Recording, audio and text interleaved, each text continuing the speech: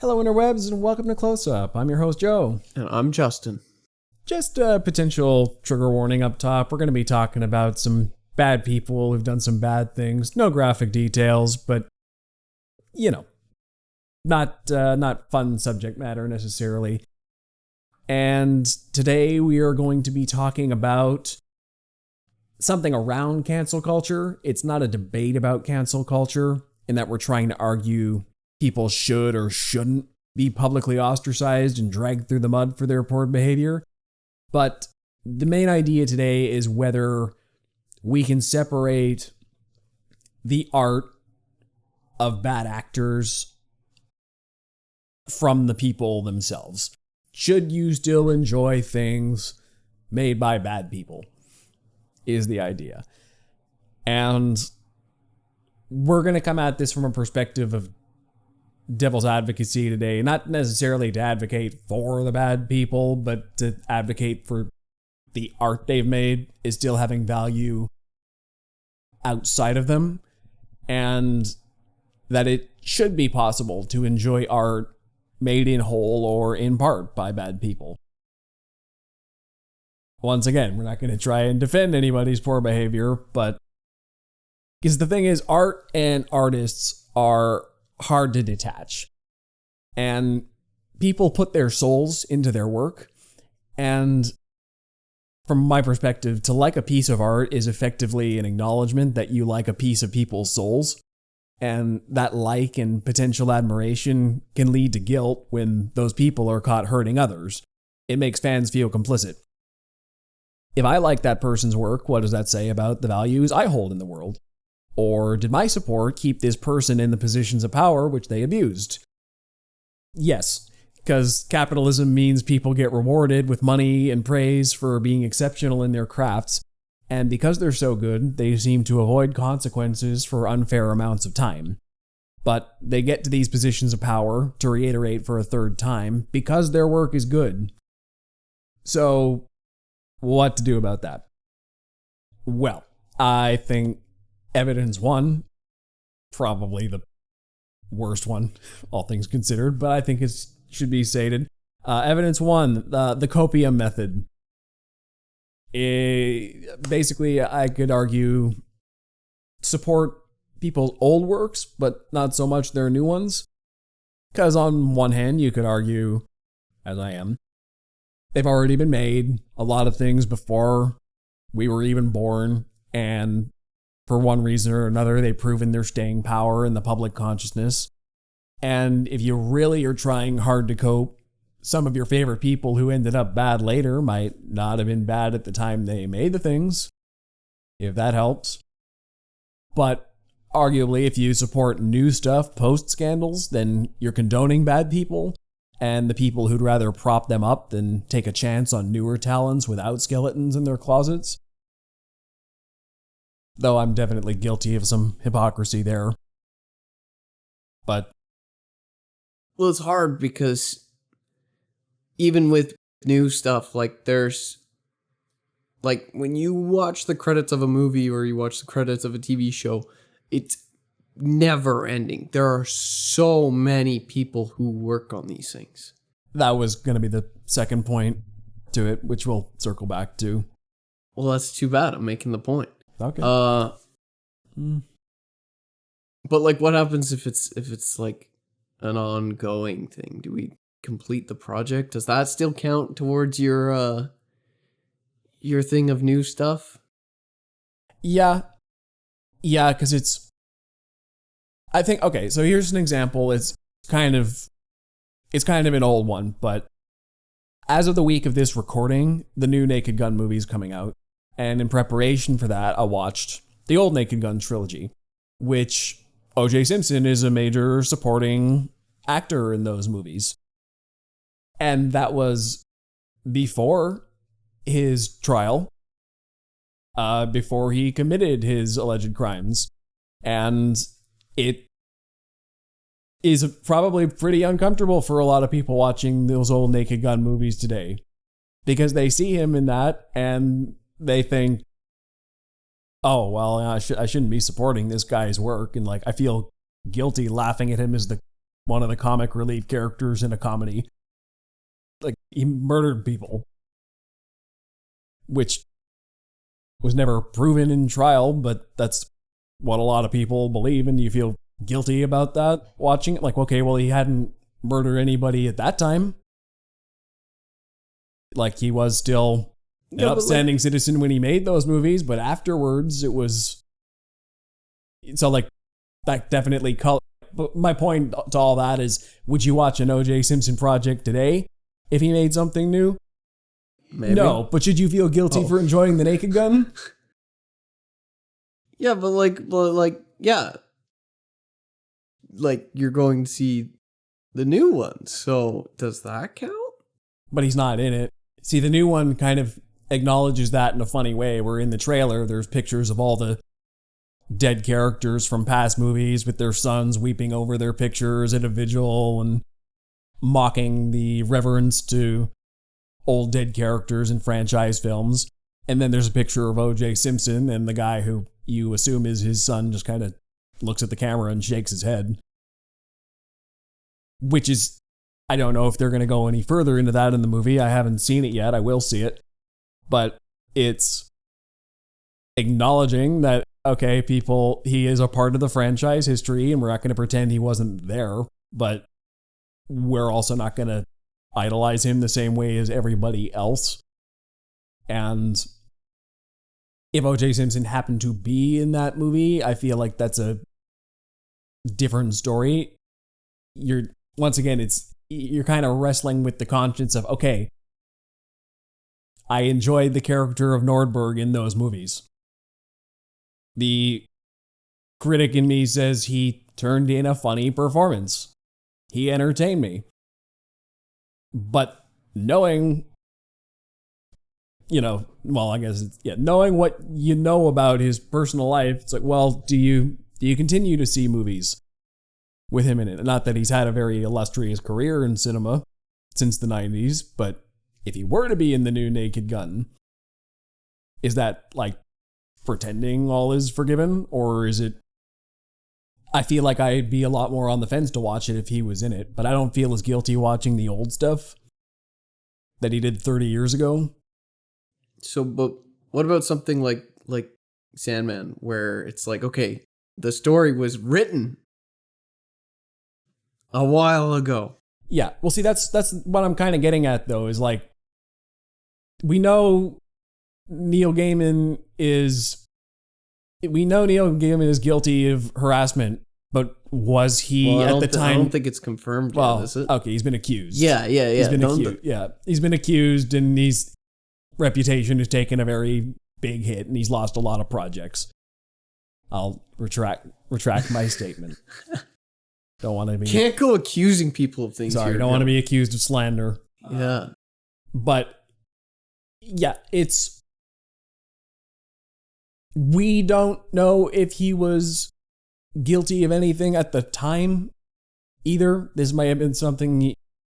If he was harassing people, he may have done it afterwards. After he wrote it. It's like, okay, so the Neil Gaiman who wrote Sandman, maybe you can put that guy up on a pedestal still? Like, can you separate his work on Sandman from the guy he turned into later? Does it have to color every adaptation of Sandman? Maybe he was that guy all along, and his power just gave him more excuse to exercise it. Maybe he got corrupted over time, but it's like, well, people change over time, a lot of these guys for the worse. And do I have to look at their entire body of work badly because of who they became later, when they might not always have been that way? Well, I wonder, because it's like, okay, some of these people have done really great works. And It's like, well, doesn't the art kind of take on its own life in a way? Like, yeah, it should be kind of separated from the creator. Yeah, and that's where it's tricky, like I said, because with capitalism and whatnot, if you're supporting the art, you're also supporting the artist. The two are so interchanged in our system, you can't praise the art without praising the work of the artist. You can't buy into art without financially supporting somebody you morally disagree with. It's very hard. Like, even though you can personally appreciate it, it's, do I want to buy into this even though I might enjoy it? Like, that's kind of my wrestling personally. I think I'm more able than most to separate art from artists, which is part of the reason we're having this discussion in the first place, is because we're a bit more controversial in our opinions there. But I feel like I have a tough time buying into things. And just for this first section here, I feel like my conscience is a little bit lightened when I enjoy work previously. If I'm supporting the new Neil Gaiman book, I feel more guilty about supporting Sandman, which is tried and true, and people loved it, and people enjoyed it in a more ignorant time, and there's nothing wrong with the work itself. He's already been paid good money for Sandman. I'm not giving him new money. I guess financial support isn't the greatest, but yeah. But even in a way, if I'm supporting Sandman, I'm still supporting him. If I buy a Sandman volume, it's probably still going to Neil Gaiman. If I buy, even the fact that we're watching the Netflix show, well, I'm buying a subscription to Netflix, and Netflix has a lot of things I could possibly want to see, Sandman being one of them. So I'm not actively supporting Neil Gaiman by watching a show that happens to be on a service I'm already paying for, but that service is paying him as a producer on the show, and they are producing that show. He is making money for this show being in development. So it's kind of funny, even supporting something like Netflix. Netflix is paying people I morally disagree with to make things which I might enjoy and do watch. It's just this whole moral knot that's very hard to untie. Like, you pay Netflix so they can pay Neil Gaiman to make a show you might not watch. And it's one of those things where you're like, okay, well, even if they fire Neil Gaiman, he's still probably making some royalties off it, whether you watch it or not. So on the one hand, it's like, okay, well, if he's getting paid either way, should I just enjoy it? Especially in a situation like that where my money is getting in his pocket, whether I buy a Sandman thing or not. If I'm subscribing to Netflix, he gets the money, so I may as well watch it because I'll enjoy it. Moral philosophy, moral conundrum there. If I'm actively buying Sandman volumes, slightly different. If I'm buying the new Neil Gaiman works, that's the worst in my mind. But yeah, so that one's tough. We might circle back to this later, but so the next bit, which is what you were getting at too, I call it proportional involvement, because it's important to consider that oftentimes these artists are part of a greater whole, with a disproportionate amount of marketing to sell products based on celebrity.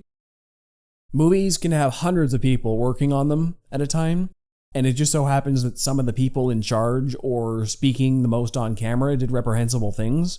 Does that null the value of the overall package? So on, say for example, well, if we're still talking about Neil Gaiman, the Sandman comic, he wrote it all, and he didn't do the art for it, right? I don't think so, no.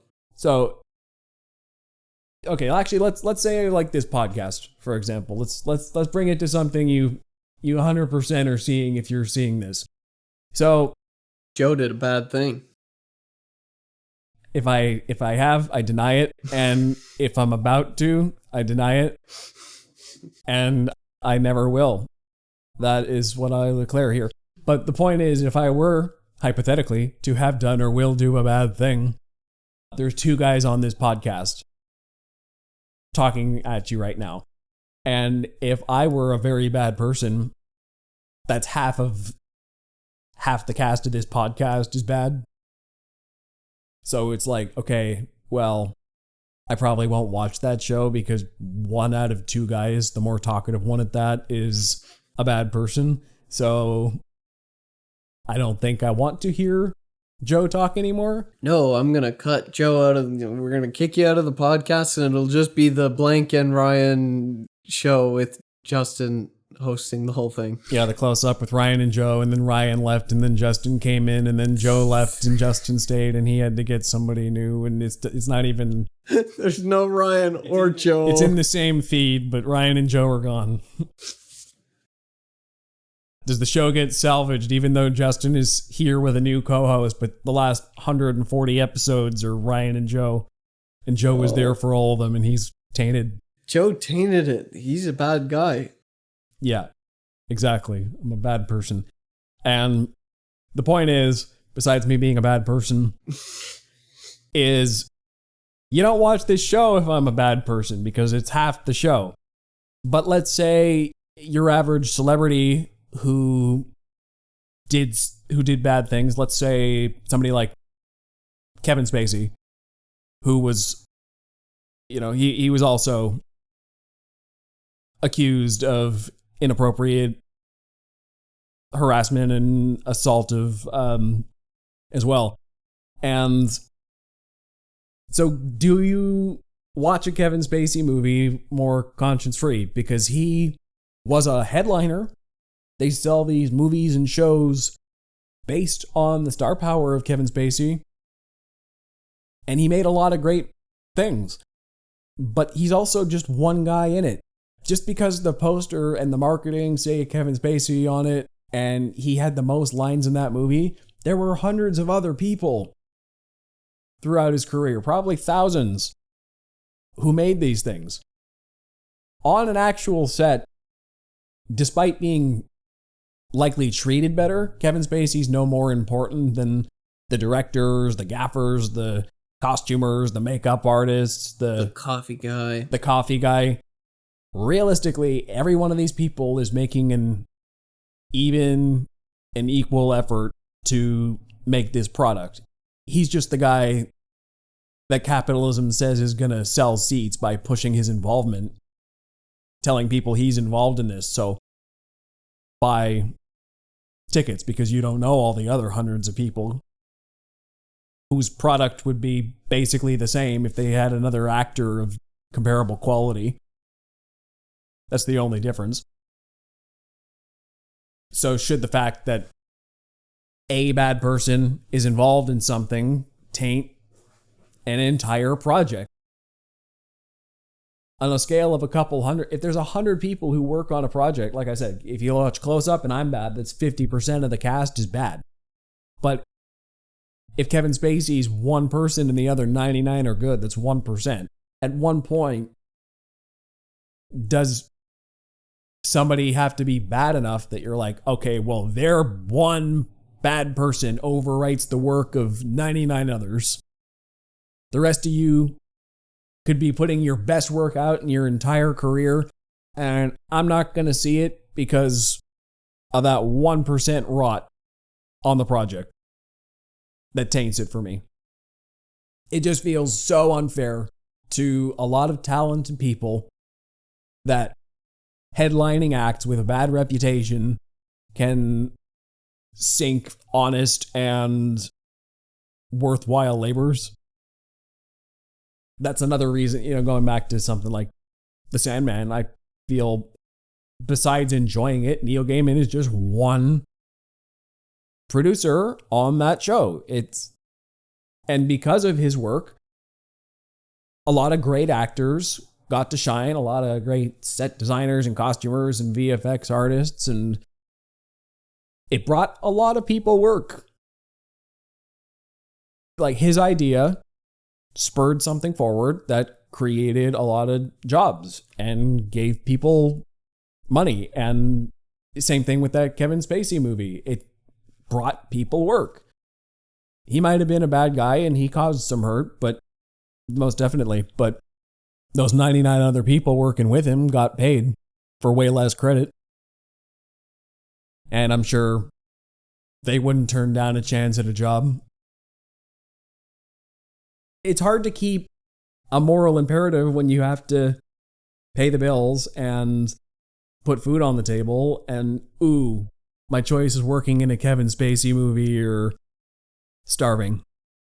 Nobody else is knocking on my door to hire me for this job right now, so... Well, in that world, yeah, of course you take that movie. You're not going to say, yeah, I'm not doing the movie because I don't like the star, because, I mean, like, if you're in a privileged position where you have enough savings to say, okay, well, I can be a bit choosier with my projects, fine. But just for those people in the film industry, you're like, okay, well, what choice do I have but to work with these bad artists? Otherwise, I don't work.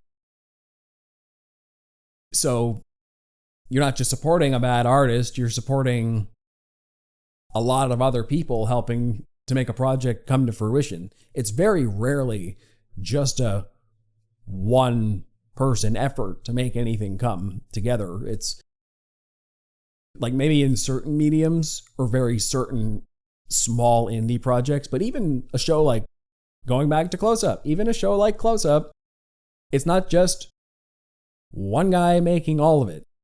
Like, yeah, sure, I host, I do a lot of prep work, I edit the thing, I handle a lot of the post-production, pre-production, I do a good chunk, but without Justin being here to bounce ideas off of and fight me when I'm being ludicrous and whatever, it's less entertaining and it's makes for a worse show. I could do it alone, but it's like multiple people are usually required to make a product the best it could possibly be. I'm not gonna lie, Joe does most of the work. I just show up in my pajamas and talk once every 5 minutes. Set your timer. Oh, yeah. Set your time. Okay. I'll see you in 5. See you. Yeah. Yeah. So what? Yeah. Do you have any thoughts on proportional involvement there? You kind of started. I mean, the other thing is that we're talking about celebrities who, let's be honest, a lot of them are probably doing bad things. It's just the ones that are getting caught. That's another factor for sure. A lot of the stuff you like is probably full of bad actors who just haven't been caught yet.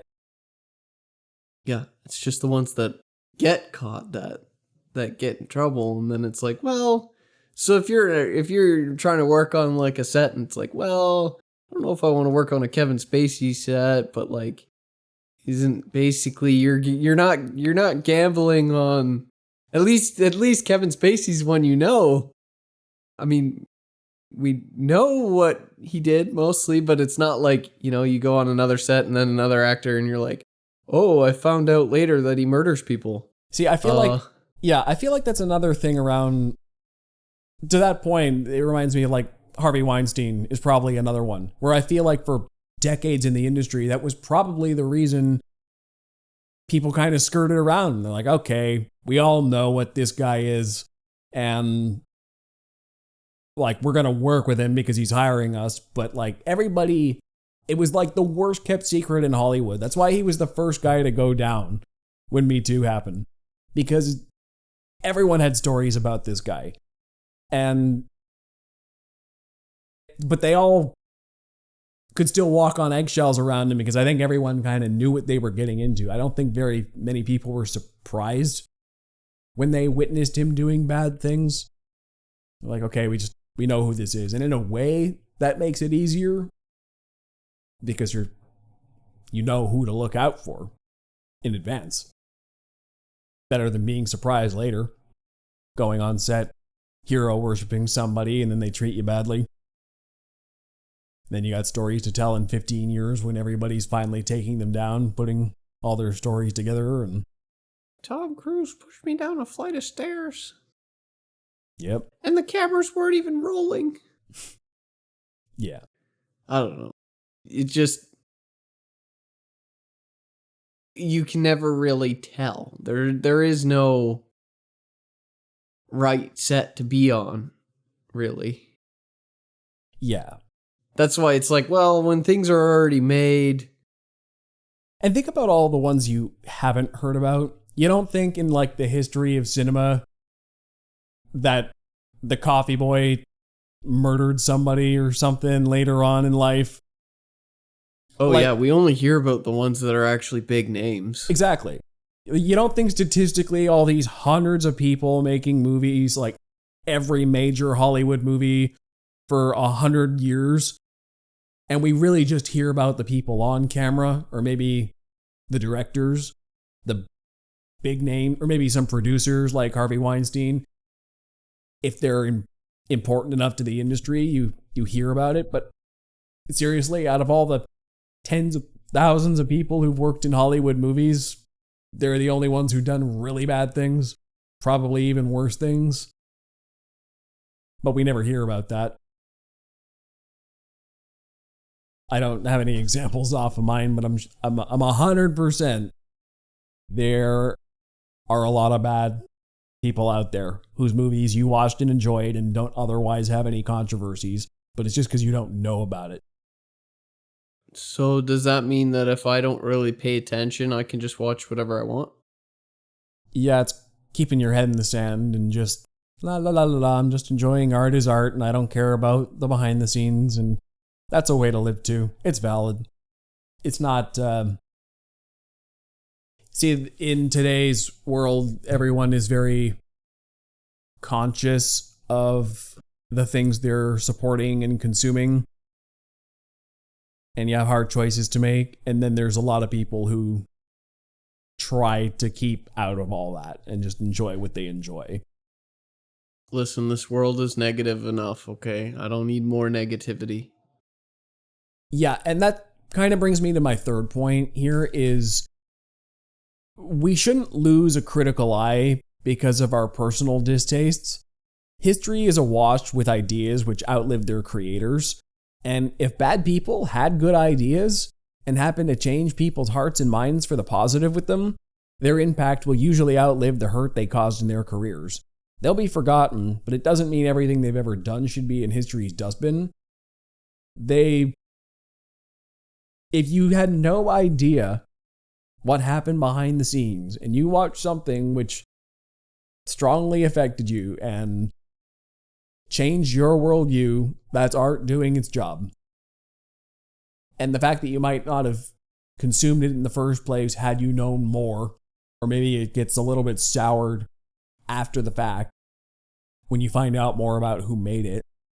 But the fact that you can just watch something and nothing in the work is inherently bad. If anything, sometimes work is inherently positive or leaves you with a better message. Like, for example, this one's actually pretty recent. I may have even talked about this on one of our leisure lists from months ago. It was when I watched The Pianist, and I did not realize it was a Roman Polanski film. And I know he's an incredibly controversial figure in the history of movies.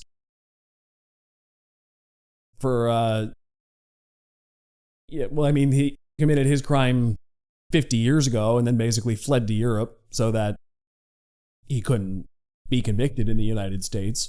And he's basically been living out there ever since and still making movies and still getting acclaim. So he committed sexual assault back in the 70s. And then this movie, The Pianist, it won Best Picture in the early 2000s. And I'm pretty sure it got a standing ovation and he won an Oscar for it. And that's why he's been incredibly controversial, because the Academy still lauds this guy when he's a convicted criminal who can't even come back home without getting arrested. Now, having watched that movie, I was very strongly impacted by it. It legitimately is one of the best movies I've ever seen. It's an incredible movie. And then at the very end, I see the credits by Roman Polanski. And I'm like, oh, okay. Yeah, I didn't know that going in. If I'd seen that or heard that before, it might have colored my enjoyment somewhat. I may have thought twice about watching it. I'm like, well, okay, am I supporting this guy? This is kind of what I was talking about earlier. I'm like, well, if this guy continued to make movies past when he was canceled, basically. Like, this movie was 30 years after he was canceled and still just as controversial. And it's like, well, maybe I could enjoy 1960s Roman Polanski works a little more conscience-free, like I was saying at the start, but this is pretty deep into his life at this point. But it's such a good movie. That's what I mean. The art is separate from the creator. Exactly. And the fact that I enjoyed it without even knowing who it was, and the fact that it might have changed my opinion if I'd known who it was. I just watched a movie because I heard it was good. And it was very affecting. And I'm glad I had that experience, and it wasn't until the credits where I'm like, oh, yeah, maybe I should have been feeling differently about this, but ignorance is bliss in that case.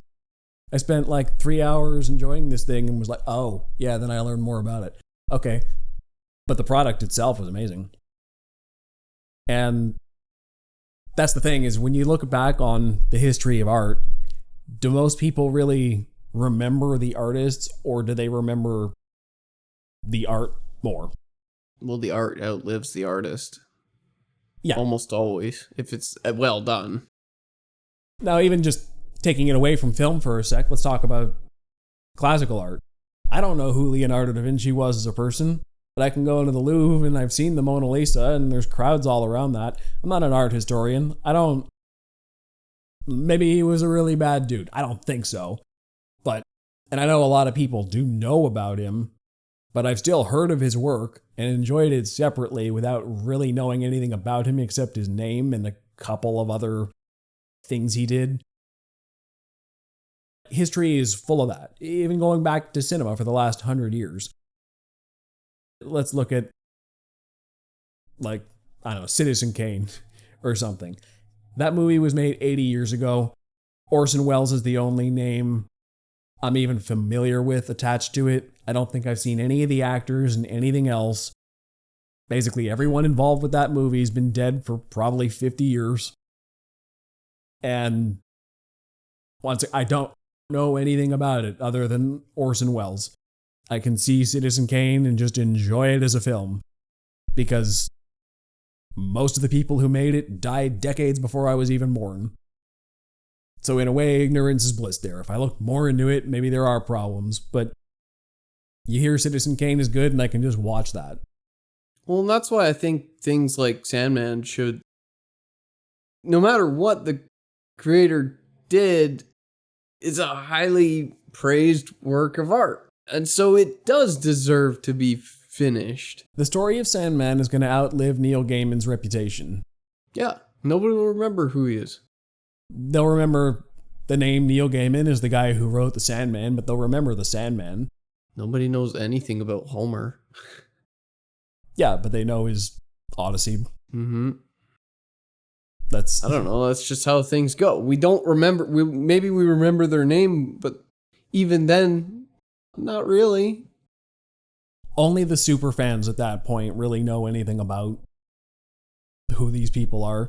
I mean, let's look at something even slightly more contemporary, like Superman and the Fantastic Four, two of the biggest movies out right now. But your average person, go to your average person on the street and ask them what Superman's origin is. Yeah, they know he's a baby from Krypton. He sent from a dying planet Earth, raised by kindly farmers, and became Superman. Everyone knows that. Now ask them who created Superman. Stan Lee. Yeah. Oh, I got it right? Yeah, my point is nobody knows. Oh. Jerry Siegel and Joe Shuster. Oh. Despite being plastered, unlike most comic creators, to be clear, who barely ever get credit at all, Jerry Siegel and Joe Shuster's name after a lot of lawsuits are plastered on everything Superman. You can't watch a Superman movie or read a Superman comic without seeing Jerry Siegel and Joe Shuster. And your average Superman fan can't even name those names. Or, once again, going back to the Fantastic Four, you know enough to say Stan Lee. Your average person knows Stan Lee enough. You rarely ever hear people outside of comic book fans talk about Jack Kirby, who did all the art, which is half the comic book. It's like dialogue and art. And people don't talk about Jack Kirby. Did Jack Kirby do something bad? No. It's just Stan Lee was very good at marketing himself and Jack Kirby wasn't. Well, yeah. I also think about guys like Bill Finger, who was the co-creator of Batman. And this is the guy who was so obscure. This is the guy who, basically Bob Kane created Batman as basically just a rich guy who fights crime. Bill Finger created basically everything you know about Batman. He created Robin, he created the Joker, he created, I think, the Batcave and Gotham City, and he was the writer. He created all these iconic elements that basically made Batman who he is, not just the rich guy who dresses up in a costume. And that was basically all Bob Kane had. Bill Finger was the guy who made Batman and was relegated to obscurity to the point where he was a writer on a couple episodes of the Batman 1966 TV show. That was only 20 years after he made the character, after he co-created the character, and he was just a writer on a couple episodes of Batman 66, and they didn't even know he was the guy who made Batman. Like, that's how far into obscurity he fell within 20 years of making one of the most recognizable pop culture icons of all time. So see, if Neil Gaiman is if they're like, oh yeah, no, he's a bad dude, then yeah, just get him away from it and then keep doing stuff. Exactly. People remember Batman, but they don't remember Bill Finger. They didn't even know who Batman v Superman was the first time he was credited on a Batman project. The character was over 70 years old at that point. And in terms, Batman movies had been going on since 1966. Like, the Adam West movie was the first big budget Batman movie. And it wasn't until Batman v Superman you saw Batman created by Bob Kane with Bill Finger. Is he still alive? Oh, no, he died decades ago. Oh. Like in the 70s or 80s. Well, that sucks. Yeah, he died in obscurity. He co-created one of the most famous characters of all time. Never really saw any financial compensation for that work or fame for it until long after he was dead. That's a true artist. Yeah. Stay obscure for your entire life and then blow up. Yeah. And it's not like the point was Bill Finger was a bad guy, but the point, like, I'm sure he was a perfectly good human being, but the point is that Batman's remembered like 40 years after the guy died. And he was a big character before that. People never even knew who made him, but just the character spoke for itself. Go another 40 years and we won't remember anything about the creation. Yeah, and I think that's true of even ones who are very integral to their craft. The guys like Joss Whedon comes to mind, where everybody's... See, okay, at this point, people kind of have guilt about really liking Buffy the Vampire Slayer or Firefly or the Avengers movie, but they still watch it because those shows speak to people past their creator. When they were first on the air and in theaters, people kind of held up Joss Whedon as this nerdy paragon. He writes such good dialogue and creates such good characters, and he's this feminist icon for creating so many powerful female characters in a time where most of them were just sexualized, not that deep or complex. And then he comes in with things like Buffy, and it's just like mind-blowing to people. But now, long since his fall from grace, people are still watching those shows. They're just not giving him as much credit anymore. Not that he's... And by that, I mean, they're enjoying it separately from Whedon. It used to be, hey, look at this guy who makes all these things. And now it's just, hey, look at all these great things that happen to be made by this guy. And that's sort of how we moved with a big character like that. But like, it's never implied in it that it's like, oh yeah, this guy's a good dude. No, No. He just does good work. I feel like the problem with Joss Whedon was a story that was built around him. I remember, I'm pretty sure it was even his wife during the divorce when she basically said, this guy's touted as a big feminist and here's X, Y, Z, why that's all wrong. And she painted him in a completely different light during their divorce, and then all these other stories started coming out about how in public he's this super feminist guy, and then in real life he's kind of the opposite. But I don't think he ever made those stories for himself. That's just sort of the way his work spoke to people. And it's funny with Joss Whedon because when you look at his work, I've seen a lot of people analyzing it and saying some of the choices he made creatively, the signs were sort of there if you were really looking for it, that he maybe wasn't as progressive as people thought. Like, for every 2 steps forward, some of his female characters go 1 step back in a bad way. Was he doing that on purpose to begin with, though? He was just making what he thought was good TV, and people were spinning a narrative around him that turned out not true. They're doing the English teacher thing where they're like, oh, this means this. And then it's like the creator's like, what? I guess, sure, if that's what you want to see in it. I think there was a mix of intentionality and non-intentionality with him, but it was just his own narrative kind of ballooned in the public eye. And then they like, oh, this guy's a fraud and not that good a human being. But they all still kind of want to enjoy his works because people loved them fervently for so long. People still clamor for Firefly. The Buffy Vampire Slayer still got a reboot in ongoing development. Like, his stuff is moving on without him. So, does this stuff ruin it for you? Like, I don't pay attention to that much, like, news about celebrities and stuff. So, I think I have a tough time because it depends on the severity of what they're accused of, I find. Something like Joss Whedon, I don't think he was never accused of, like, assault or anything, like, super serious like that. He was just, for all intents and purposes, just a real jerk who caused a lot of undue stress on his workplace. He was just the boss from hell. And made a lot of, and used his power to retaliate against co-workers who he was having problems with.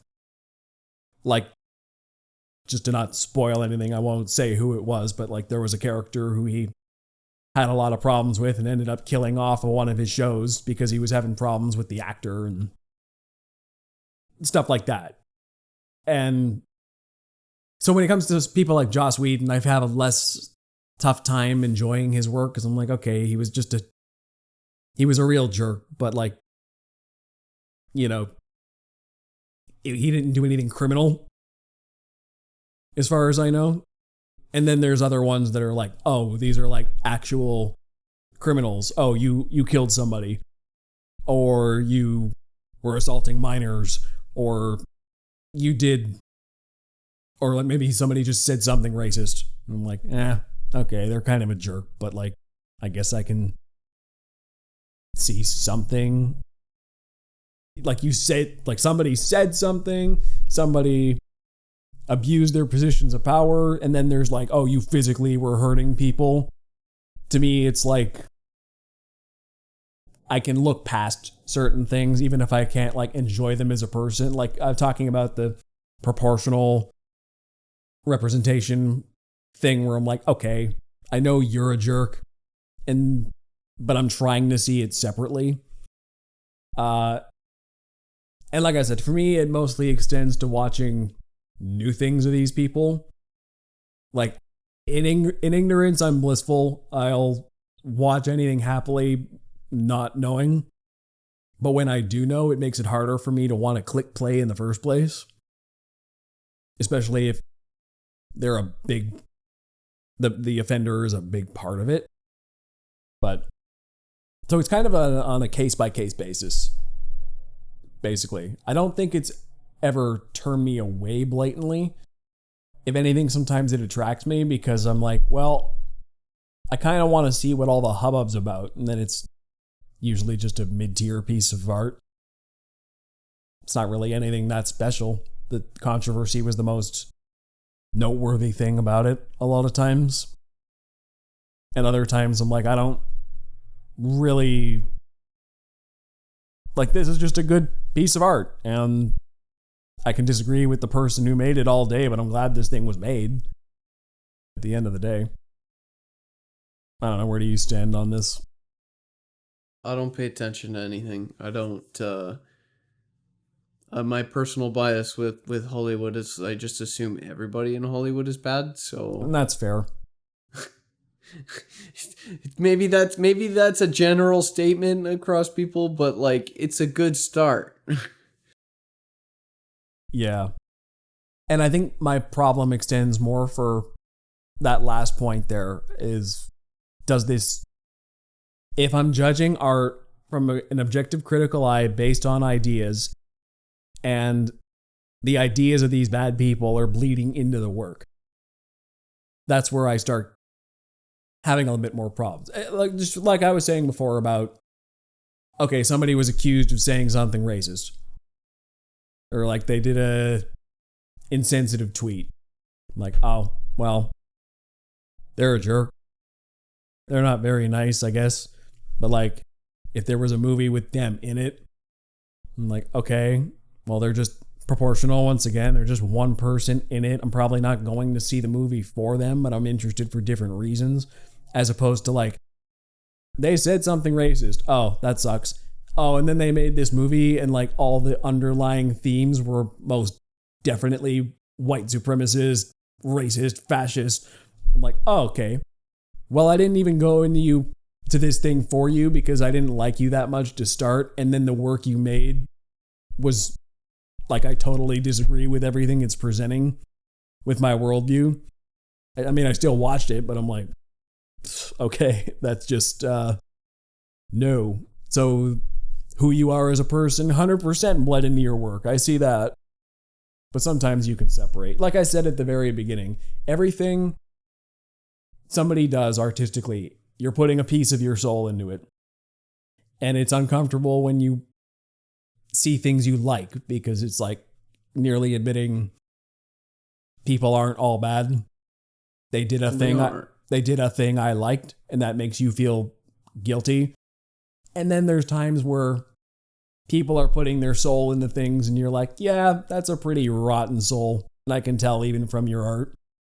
You can't even say something positive with your work. You're just putting hate out in the world through and through. And there's plenty of that. I don't really partake in it much myself. But there's plenty of hate out there just for, yeah, or like certain themes or moments where you're like, yeah, that tracks. Anyway, that's what I got to say on it. It's, yeah, I mean, like I said, it's all very much in the eye of the beholder. And once again, ignorance is bliss. The less you know going in, the more you'll enjoy. I like my ostrich technique, okay? Look, in the end, we're kind of in that situation from The Good Place. Basically, where they find out that no matter what you do, it's like the point system basically always tallies towards bad because everything against you. Because everything is, it's like what I was saying earlier with the Netflix subscription. I don't necessarily have a moral problem with Netflix, but they're paying into stuff I have moral problems with. So I'm like, and that tallies against me as a bad person. Yep, that's it. You're a bad person. I'm like, I'm not actively supporting things I don't like, but my dollars end up tangentially supporting things I don't like. Yes, the only way to get into The Good Place is to not associate with anything. Which is impossible. Wasn't it like even like the snail you stepped on, negative karma points are going against you? It was just like... The guy who lived alone in the bush was the closest one. Yeah. And still failed. To being like an objectively good person. Yeah. Anyway, yeah, it's not to say none of it matters and just do what you like, because I think it is important to make moral choices, but it's basically just don't let that one bad person ruin something otherwise good for you, especially if they're just a part of it and not the entire package from start to end. And judge the work itself. Does it promote hate or does it promote good things? Does it make you feel good things? Even if the people who made it are not good human beings on the whole. And maybe don't support too many things with people who are strongly involved and very bad people. Like, once again, close-up, if 50% of the cast is bad. And that's not true. You're putting the blame on the audiences. You should put the blame on Hollywood for continuing to employ these people. Well, that was part of my original point with that bit, was it's like it is on the audience for supporting it, but also it's on Hollywood. But the reason I put it on the audience is because I'm like, you're supporting a system which supports people whose reputations have already been ruined for good reason. It's like before they did anything and it was public knowledge, that's a different story. But like that new Kevin Spacey movie, somebody still employed him after all that, and you're going to see it. I don't feel bad that it got made because people need to work. Yeah, well then I should be allowed to watch it too, without feeling bad. Yep. If you can, yeah, that's the point, is can you separate art from artist? And a lot of times I can. I still feel a bit uncomfortable doing it, but I can, and I do get something out of the work in the end.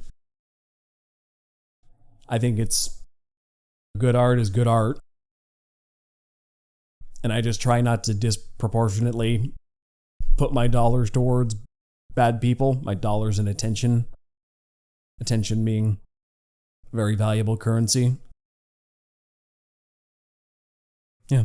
So that's my thoughts on that. Try to keep it separated, keep an open mind. Let art speak to you how it will. So is this episode about you getting in front of the allegations against yourself, or? Stay tuned for the sequel. Where can we find you?